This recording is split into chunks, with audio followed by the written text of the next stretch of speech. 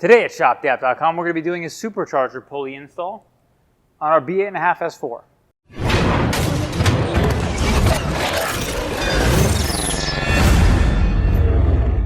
Okay, so today we're going to be installing a supercharger pulley. This is a smaller pulley which will give our supercharger the ability to make more boost. So we will be showing you at the end of this video the before and after boost driving test drive with our P3 gauge, which will show you actual numbers at the output of this. And let's talk real briefly about the install itself. So this is a supercharger pulley itself. It is pressed onto the snub of the supercharger on basically all the early models.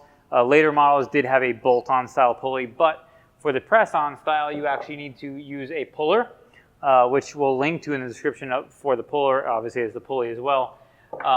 And you will need this puller if you do not have the bolt-on style in general. You also will need to bake your pulley before you're installing it. So the instructions that come with the pulley will show you how to do that. You will want to bake it at 400 degrees. Obviously, we're going to be using this. We keep this at our shop for whenever we're doing installs of pulleys here.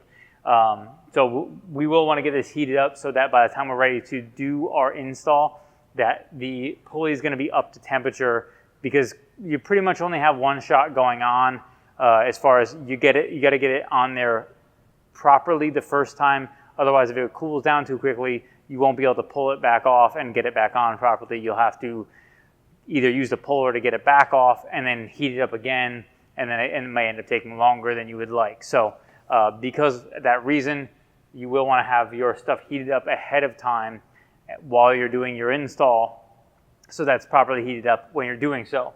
So the power gains that you're going to be looking for, obviously that's what most people are looking for on this. Stock S4, 330 horsepower or so roughly. This with the supercharger pulley and the software, you're going to be looking at about 450 horsepower, 385 pound-foot of torque, roughly 115, 120 horsepower, and a huge jump in torque as well. So above the Stage 1 Plus, which our car already has, which we have a video about as well, this is about a 35 horsepower bump and about a 25 pound-foot of torque bump over the Stage 1 Plus software on its own. We will be doing the dual pulley at one point, but we wanted to kind of separate these videos, so if you're doing a DIY on just one or the other, we can provide you a video that shows you just that one specific job and not the two combined together. So with that said, let's get into our install.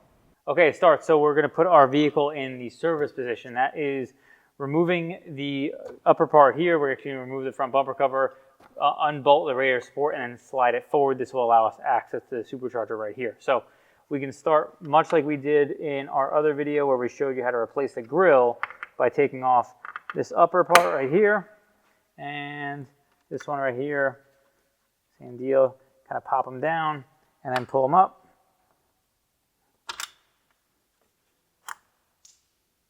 And as we get our last clip out, we lost it and jumped on us, but just pop up here,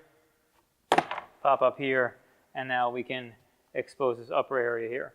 All right, now we're going to remove this upper hose here. This is just for the coolant return, but when we slide this assembly forward like here, it's going to put a little tension on here, so you don't want to break that. So you can just kind of wiggle that a little bit and pull that forward. You have to have that clip up like so, and then we're out. All right, now we're going to unplug our headlights. This is mostly just to relieve any tension you're going to have on this wiring when you slide this assembly forward.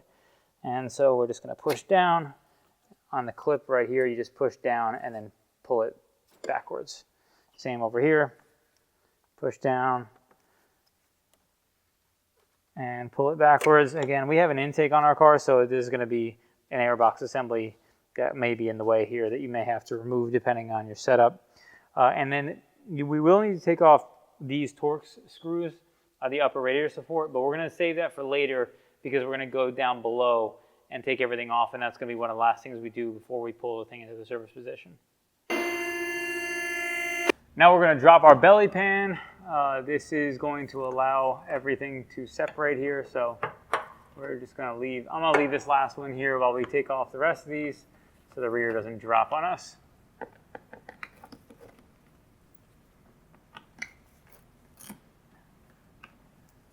And these are what I call half turns. They're not really half turns, but they're not really full screws either.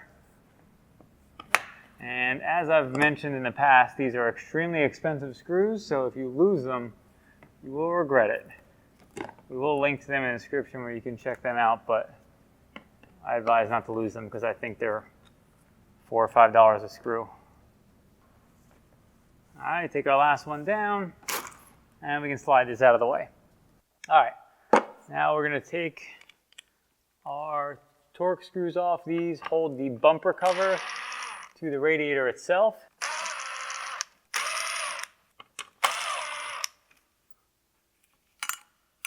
And we put them in our magnetic tray.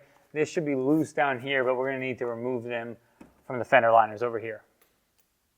Okay, so now we are going to take our wheel off so that we can access our fender liner. So obviously we have aftermarket wheels on here, and you may not, but we're going to remove this, and then you can access your fender liner.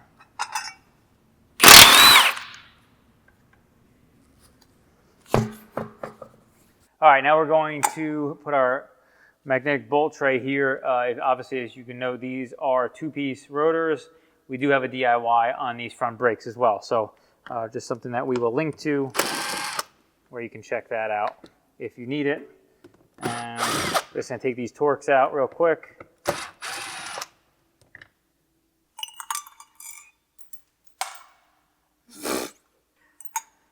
That's not magnetic.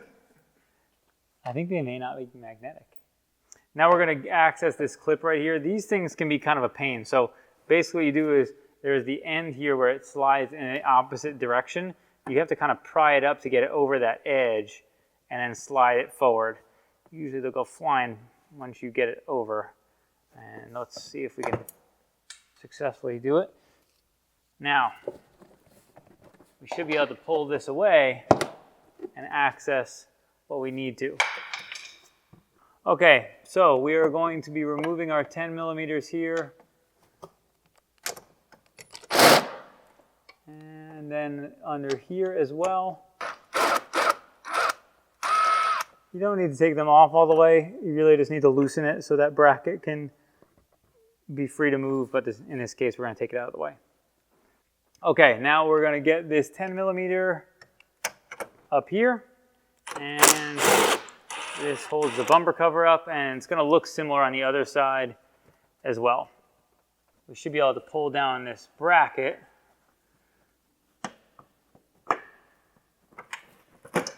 and then pop this bumper cover off. All right, now this side is loose and we can proceed. Now we're going to remove our Torx screws right here at the upper part of the grill.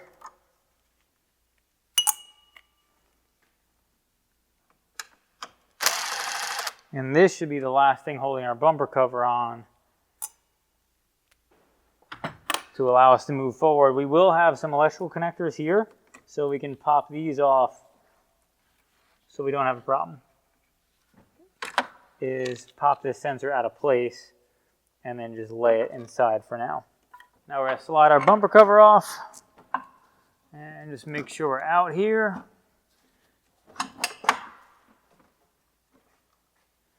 And move this out of place. Yeah. Someone forgot to unplug the fog lights. I'm not going to mention who it is. The name rhymes with Paul. Okay, so now we're going to remove our lower bolt here. This is what holds this lock carrier assembly and front bumper together. This is going to allow us to put it into the service position or put the bolt in for service position. Some vehicles, I've seen previous generation vehicles have ductwork here for additional cooler on the side. This car does not have that, but if your vehicle does, you may need to remove that before you take this bolt off. So we're just going to take this one off, and we're going to do the same thing on the other side.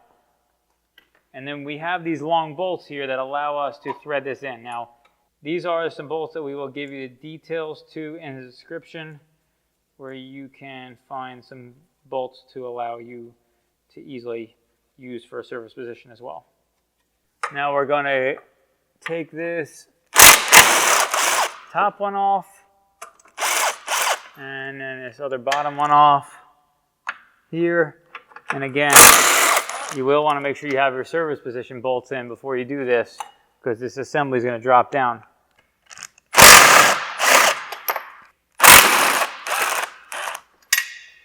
All right, now we're going to take these Torx screws off. That mount right here, radiator support to the fender over here. Same thing over here. Now, on this car, and I don't recall exactly what the factory intake setup is exactly like, but because we have this IE intake, the heat shield screws to this, the radiator support right here. So we're going to pop this guy out of the way so we can remove this bracket here that actually mounts this right here to the radiator support, and these are Allens on our setup here. Now, we forgot to take off these two Torx screws, and they are braced right here from the front to the back, so we are going to need to remove these to allow everything to slide forward. Now we can put our vehicle in service position. Okay, now we can slide this whole assembly forward, and we should have at least a few inches more to work with here. And now we can pop off our cover right here. Now we're going to pop this cover off right here, and we can slide it out of the way, and we're going to take this cap off the front of our supercharger pulley. Okay, and now we're going to remove our cap here on our pulley, and we'll link to our picks that will help you take this off. And you can either try to use a small flathead screwdriver, or a pick actually seems to work better because you can get in between the fingers of this thing to pop it off. Kind of just get in between there and then pop it off like so. Now we are going to grab our 16 and just push down, and then it should loosen up and we can pop this off.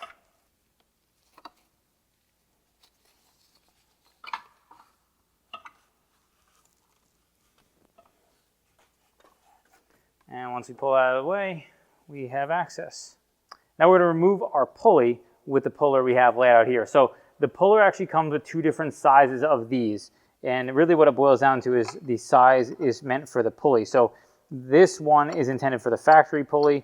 The other one is intended for if you need to remove the upgraded pulley. So this just goes on like so and then slides on. And then we take this and have these two bolts go through here and then bolt onto the pulley itself. So we thread this in, and then we thread on the other side. Now you obviously need to make sure that the pulley is threaded back to allow you to actually bolt this thing on. Now we're going to start taking this off. I'm going to put my 1/2-inch ratchet here in this side of the tool here, and then I have a 19mm wrench that I'm going to use to turn this. Now, as you can see, John at our shop wrote, put grease on threads, because you want to grease the threads of this tool to prevent any problems. So we're just going to keep tightening until we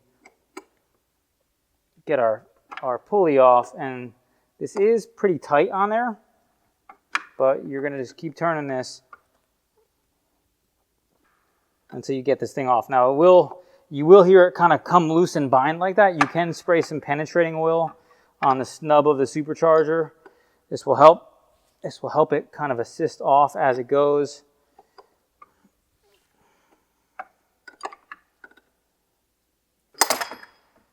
And there it goes. Okay, so here we have the snub of our supercharger, and we're just going to get a clean rag, wipe it off, make sure that this thing is good and clean before you try to mount this new pulley on here so that you have a good mating surface. Now, you also will want to make sure that this is going to be, what you can do to make sure this is as easy as possible is make sure this is cold and that the other pulley is hot. So now what you can do is, if you're at home and you're not in the shop you can use compressed air to cool this thing down, or you can use a can of Dust Off, which is keyboard cleaner. When you spray this thing down, it will cool this down and then you can put your hot pulley on there and it will assist you. So we're gonna go ahead and take our pulley out of the oven and pop it on. Okay, so now we have our pulley is sufficiently baked, and we are going to remove it from here and put it onto our vehicle. We have a welding glove that we're using. You will want to make sure, this is kind of a standard mechanics glove. It's even actually a little bit thicker than most. This is probably going to be not quite thick enough. So you're going to want to make sure you take this off and put it around to your vehicle, which we're going to do now. Fries are done. Just like so. So our pulley is still going to be pretty hot to the touch here. So we're going to take our air gun here and blow it off to cool it down. And then if you don't have access to shop air like we do at home, you can use a can of dust off or something of that nature to cool this pulley down. Now you also can turn the can upside down, which is going to get you a little more cool air than you would holding it normally right side up. So you can cool it off, and then once it's cool to the touch, you can proceed with the rest of it. Okay, so here we're going to install our belt, and we're going to be starting with the lower portion of the belt first. Now keep in mind, we're using a smaller belt, so you can't reuse the factory one. And the reason we're using a smaller belt is because the pulley is smaller, so the belt has to be smaller to make sure you have proper tension to keep this thing spinning properly. Now we're going to proceed with installing our radiator support and front bumper assembly. The install is going to go in the opposite direction of the way everything was removed, and then we are going to flash our vehicle. Okay, so now we are flashing our ECU. We're actually using the Unitronic dealer software, but you do have the ability to flash the vehicle yourself, which is something that you can do with the UniConnect cable, which we'll link to the video in the description below, where we show basically a complete rundown on how you actually do that with a user tool that you would buy on our site, buy your software, get it all together, and then do this all by yourself. You don't need us or any other dealer to actually do it for you. So we're going through this process. Once we're done, we are going to erase our faults, and then we can go for a test drive and compare our 0 to 60 times, our boost pressures, and get a reaction of the overall feel of the vehicle.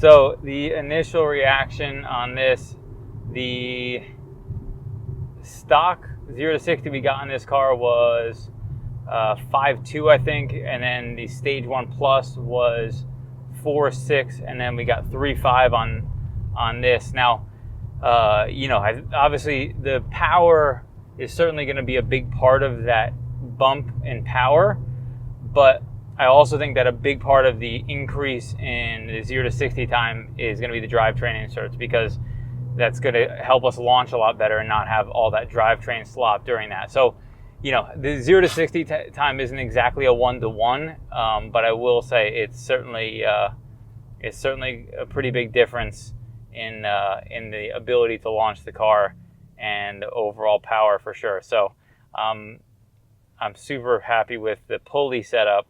I'll be curious to see when we do the dual pulley how big the bump is, because that's also a pretty big jump in power relative to what this single pulley was. Okay, so one other note before we wrap up our video, we want to talk about boost pressures, because I expect people are going to have questions around the smaller pulley and what the boost pressures were. So factory boost pressures were right around 11 psi max, roughly. That's what we've caught with our gauge. And then with the smaller pulley, the upgraded Unitronic pulley, we actually got right around 14. And obviously boost pressures are going to vary depending on temperature and a bunch of other variables involved with the performance of the vehicle at that time. So you're not really going to have a consistent boost number all the time, but those are the kind of rough idea. So it's roughly about 3 pounds different on the boost. And that is it. Thank you so much for watching our video on how to install and our test drive on our supercharger pulley install. If you like this video, be sure to give it a thumbs up and subscribe for more like it.